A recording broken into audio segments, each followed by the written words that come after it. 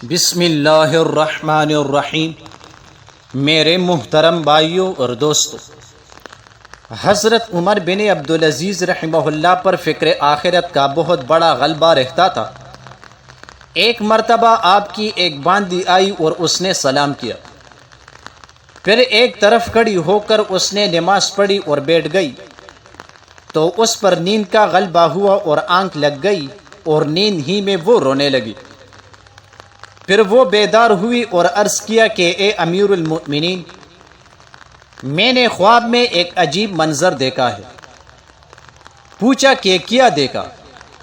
تو کہنے لگی کہ میں نے دیکھا کہ دوزخ ہے اور وہ اہل دوزخ پر زور زور سے آوازیں نکال رہی ہے۔ پھر پولیس رات لایا گیا اور دوزخ پر اس کو بچھا دیا گیا۔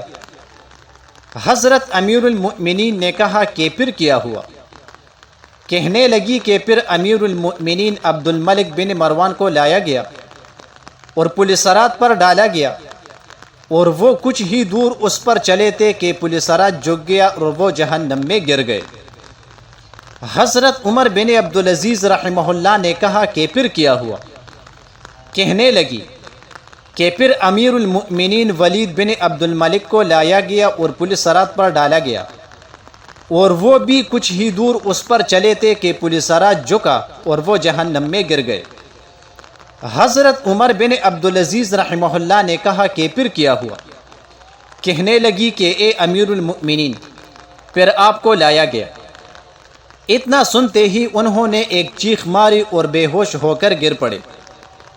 وہ باندی ان کے کان میں کہتی جا رہی تھی کہ اے امیر المؤمنین، خدا کی قسم میں نے دیکھا کہ آپ نجات پا گئے، اللہ کی قسم آپ نجات پا گئے۔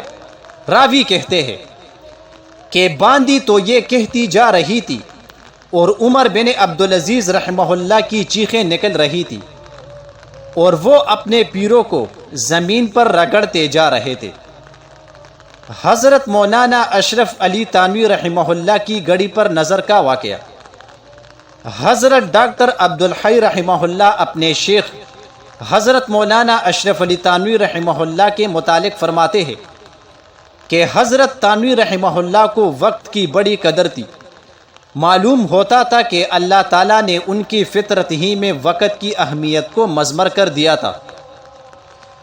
وقت کے ایک ایک لمحے کا صحیح اور برمحل استعمال کرنے کا اس قدر اہتمام تھا کہ ہر وقت ان کی نظر گھڑی پر رہتی تھی، اور نہایت ہی سہولت اور بے تکلفی سے نظام الاوقات کے تحت ہر کام کو انجام دیتے تھے۔